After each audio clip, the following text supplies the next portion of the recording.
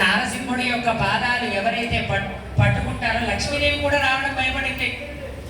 తన భార్య అయినటువంటి వాళ్ళు, తన భార్య సొంత కట్టుకున్న భార్య తను శాంతించమని చెప్పి బ్రహ్మదేవుడు పంపిస్తే వెళ్ళలే. ఆయన రూపం శాంతించిందంటే నా ఇజ్జత్ పోతుంది ఇప్పుడు అని అనుకుంది. అవునా? ఇప్పుడు ఏదన్నా అట్లా ఇప్పుడు దగ్గరికి వెళ్ళాడు అనుకోండి, అసలే కోపం ఉన్నాడు స్వామి, ఆయన గర్జించాడు అనుకో, మీరు కూడా వెనక్కిపోతే ఇంతమంది మందిలో బరువు పోదు. లక్ష్మీదేవి కూడా మాట ఇంకలేదు, మనకు కాదు, లేదు లేదు నేను కూడా పక్కనే ఉంటాను చెప్పి అమ్మవారు.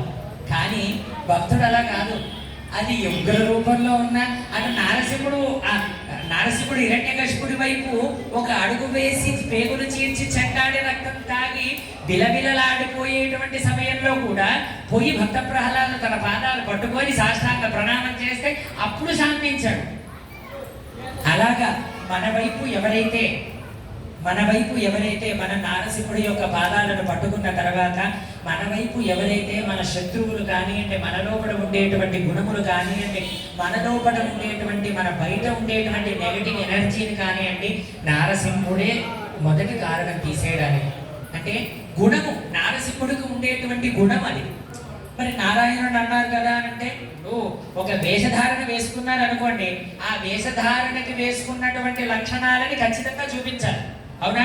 ఇప్పుడు రాముడి వేషం వేసుకొని సింహ యొక్క లక్షణంలాగా గర్జించారనుకోండి, అది తప్పు, అలా కాకూడదు. అవునా? అలాగే నారసింహ వేషం వేసుకున్నప్పుడు స్వామి రాముడిలాగా శాంతం ఉంటా అన్నా కూడా నడవదు. అవునా?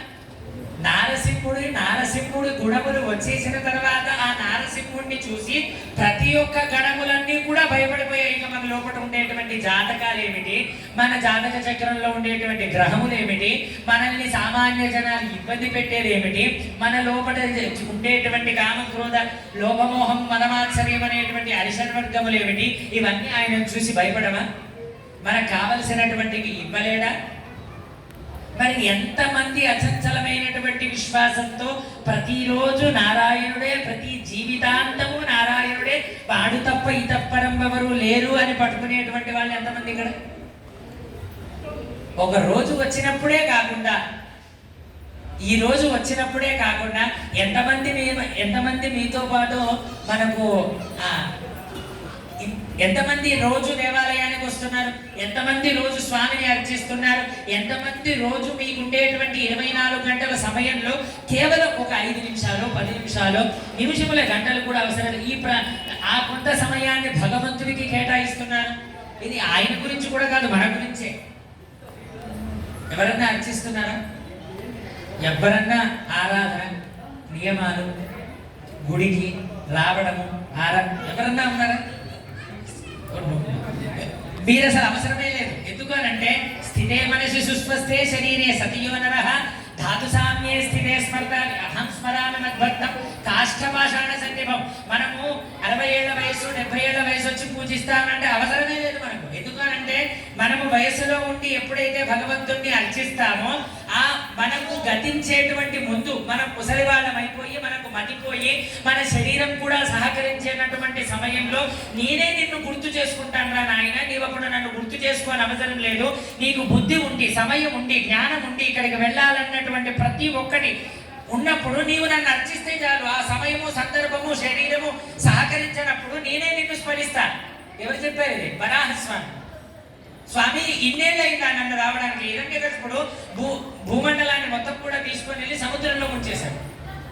సముద్రంలో ముంచేస్తే ఆ సముద్రంలో నుంచి ఎప్పుడన్నా మట్టి, ఒక నీటి ముద్దలో మట్టి వేసామనుకోండి, అందులో ఒక్క గింజ ఉన్నా ఆ గింజ మొక్కలయ్యి ఇలా ఇలా ఇలా ఇలా ఇలా నీటి మీదకి ఒక ఆకో పత్రమో పుష్పమో ఏదో ఒకటి వచ్చేస్తుంది పైకి. ఎక్కడ దాచిపెట్టాడో తెలియదు, ఏం చేయాలో తెలియదు, ఎలా ఉంటాడో తెలియదు. కానీ నారాయణుడు ఏం చేశాడు? వరాహావతారం ఎత్తి ఆ కాడను పట్టుకొని కిందికి వచ్చి భూమండలాన్ని ఉద్ధరించాడు. ఉద్ధరించిన తర్వాత అప్పుడు అన్నది ఏమని? భూదేవి అన్నది, స్వామి ఇన్నేళ్ళు ఇబ్బంది పడుతుంటే నేను ఎక్కడున్నానని నీకు తెలవదా? ఇన్నేళ్ళు నన్ను ఇబ్బంది పెడుతుంటే మరి ఏం చేసావు? 2 రోజులు రావాలి కదా నన్ను రక్షించడానికి, నేను నీ భార్యనే కదా, రావాలి కదా. అప్పుడు చెప్పాడు స్వామి, నాకు పట్టిన గతి ఎవ్వరికీ పట్టకూడదు.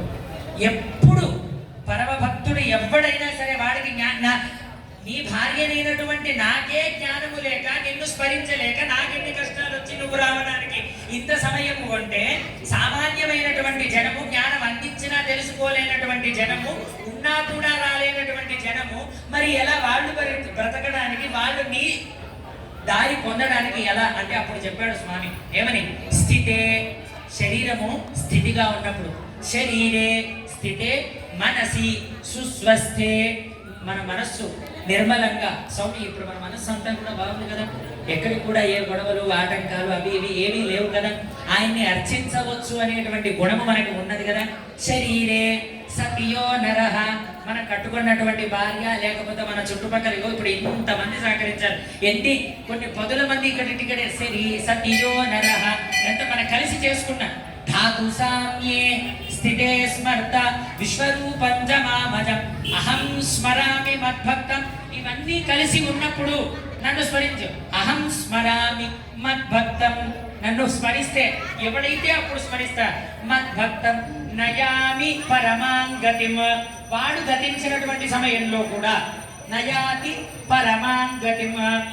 కాష్ట పాషాణ సన్నిభం, వాడు కాష్టంలో కాలుతున్నా కూడా వాడికి నేను గుర్తు రాలేదనుకో, అప్పుడు వాడినే నేను గుర్తు చేసుకుంటాను. మాట ఇచ్చాడు అప్పుడు స్వామి మనకు.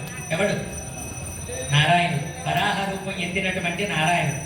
మనం ఇలా స్వామిని అర్చించగలిగితే మన కోసమే ఒక కొత్త రూపాన్ని కూడా ధరించి వచ్చేటువంటి గుణము నారసింహుడికి ఉన్నది.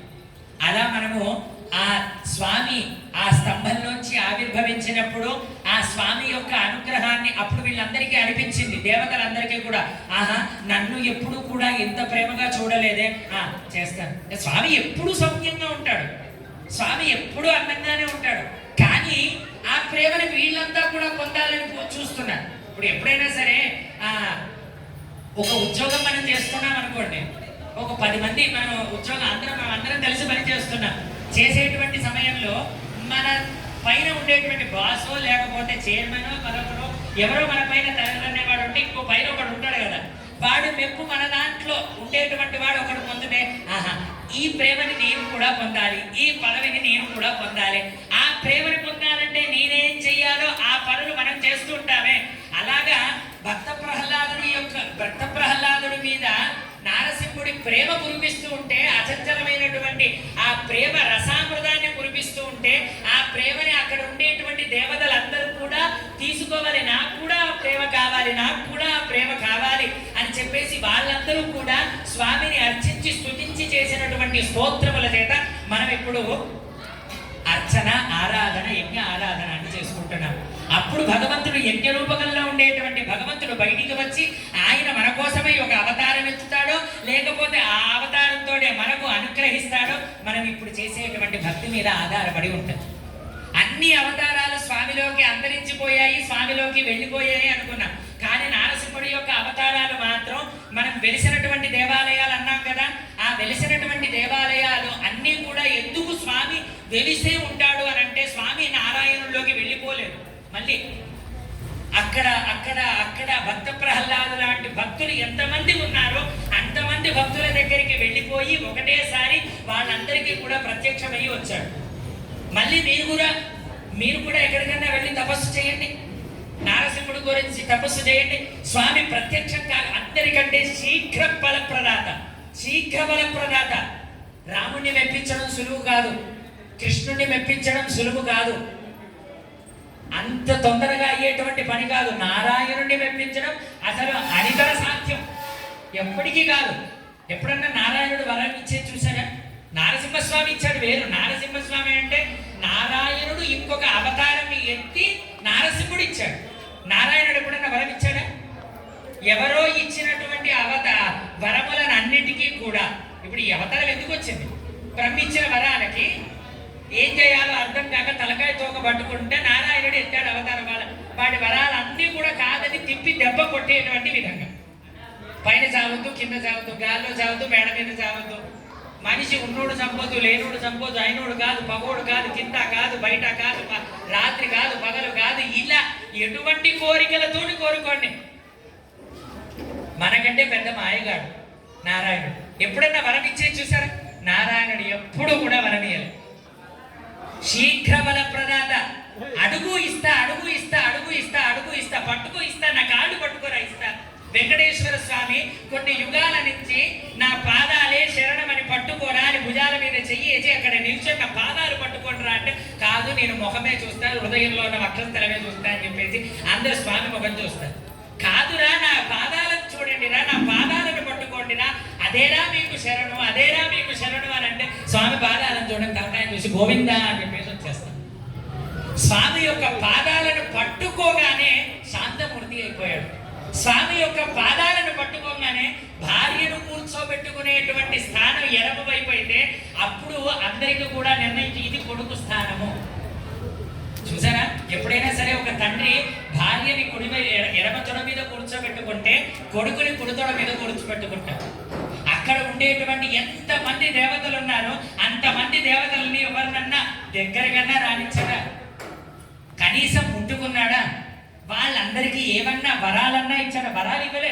మరి వాళ్ళందరికీ పదవులు ఎందుకు వచ్చాయి అని అంటే వాళ్ళు జపమో తప్పమో ఏదో చేసుకో. మనం కూడా ఇంద్ర పదవిని పొందొచ్చు, మనం కూడా రుద్ర పదవిని పొందొచ్చు, మనకు కూడా ఏ అధికారం కావాలో ఆ అధికారం, బ్రహ్మ పదవి కావాలో తీసుకో. దానికి నాకు కావలసినటువంటి ఇప్పుడు హోమం చేస్తే మన కోరిక నెరవేరుతుందా, జపం చేస్తే అది కూడా నెరవేరుతుంది. అంటే ఇంకొకటి ఏమీ లేదు, వాళ్ళెవరికి ఏ వరములు ఇవ్వలేదు.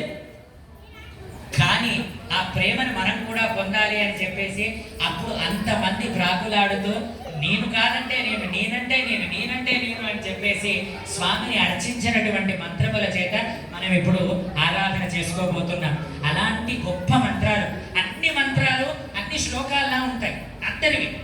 అందరి మంత్రాలు ఏవైనా సరే, ఇప్పుడు ఒక రాముడిది తీసుకున్నా, కృష్ణుడిది తీసుకున్నా, వేరే వాళ్ళది ఎవరిది తీసుకున్నా మనకు అన్ని కూడా విష్ణు సహస్రనామ స్తోత్రాల్లో లాగా లలితా సహస్ర విశ్వం విష్ణుర్వషట్కారో భూతభవ్య భవత్ ప్రభు భూతభృద్భావో భూతాత్మ భూత భావన మంత్రమే.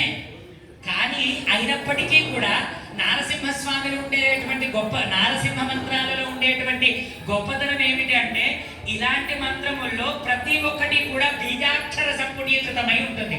బీజాక్షర సంపుటీకృతం అంటే బీజం అంటే ఏమిటో తెలియాలి, అవునా? ఈ బీజాక్షరం అంటే అకార ఉకార మకార. ఇది అకార ఉకార మకారములతో వెలువడినటువంటిది ఓంకారం, అవునా?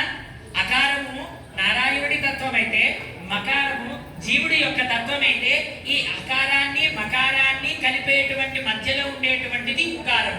ఈ అకార ఉకార మకారాలలో ఉండేటువంటి మధ్యతత్వంలో ఉండేటువంటి ఉకారమే బీజాక్షరం. ఈ బీజాక్షరము వీటన్నిటినీ కలిపింది. ఈ కలిపితే ప్రణవము ఏమైంది? ఓంకారమైంది. ఆ ఎప్పుడైనా చూడండి, ఒక పదము చేకూర్చాలి అని అంటే బీజాక్షరం అవుతుంది. బీజాక్షరాన్ని కలపాలి అంటే అకార ఉకార మకార. ఇది నారాయణ ఉపనిషత్తులో చెప్తుంది స్వామిని ఎలా వచ్చాడు స్వామి, స్వామి యొక్క ఆవిర్భవము, మంత్రం ఏమిటి, వేదం యొక్క సారాంశం ఏమిటి అని అంటే ఏమిటి? నారాయణాయేతి పంచాక్షరాణి నమ ఇతి ద్వే అక్షరే. నమః అనేటువంటివి 2 అక్షరములు, నారాయణ అనేటువంటివి 5 అక్షరములు, అకార ఉకార మకారములు కలిగినటువంటిది ఓంకారము. ఈ ప్రణవములతో కలిసినటువంటిదే అష్టాక్షరి. ఈ అష్టాక్షరి మంత్రమే సకల వేదముల యొక్క సారాంశము. ఎన్ని వేదములు చదివినా, ఎన్ని పురాణములు చదివినా, ఎన్ని ఇతిహాసములు చదివినా, ఎన్ని ప్రబంధములు చదివినా, ఎన్ని స్తోత్రములు చదివినా అవన్నీ కూడా ఈ అష్టాక్షరి మంత్రంతోనే నిబిడీకృతమై ఉంటుంది. అది ఓంకారానికి, నారాయణ మంత్రాన్ని, అష్టాక్షరి మంత్రానికి ఉండేటువంటి గొప్పతనము అని చెప్పేసి నారాయణ అష్టాక్షరి మంత్ర, నారాయణ ఉపనిషత్తు చెప్పింది. అలాగా ఇవన్నీ కలిపితే వచ్చినటువంటిది ఓంకారం. ఇక్కడ నారసింహుడి యొక్క గొప్పతనం ఏమిటి అంటే ఈ బీజాక్షరములన్నిటి కూడా విడివిడిగా స్వామిని అని చెప్పే విధంగా ఉంటాయి. అలాగా స్వామి అన్నీ కూడా బీజాక్షర సంపుటీకృత శ్లోకములే. వాటిని వినడము ద్వారా మన లోపల ఉండేటువంటి ప్రతి ఒక్క నెగిటివ్ వైబ్రేషన్ ఏదైనా సరే, మన లోపల అజ్ఞానం ఉంటే అజ్ఞానం, మన లోపల ఏదైనా దుష్ప్రవర్తన ఉంటే ఆ దుష్ప్రవర్తన, మన లోపల చెడ్డ చూపు, గుణము, రూపము, దేహము ప్రతి ఒక్కటి కూడా ఆయన యొక్క మంత్రములు మన చెవుకి వినడం ద్వారా, అవి మన మనస్సులోకి ఎక్కించుకోవడం ద్వారా, ఆ మనస్సు ప్రభావితం చేయడం ద్వారా, ఆ ప్రభావితం చేయడం ద్వారా విలువితమై శరీరం అంతా వ్యాపించి దాన్ని మన మెదడుకు పంపించి మన బుద్ధి మార్గము ద్వారా జీవితాన్ని మనల్ని ఒక విష్ణోర్ మార్గం ప్రదర్శయ, ఆ విష్ణువు యొక్క మార్గంలోకి మనల్ని ప్రవేశపెడుతుంటే ఇప్పుడు చెప్పేటువంటి మంత్రములు, అంత గొప్ప మంత్రములతోటి మనం ఇప్పుడు స్వామిని అర్చింప చేసుకుంటున్నాం.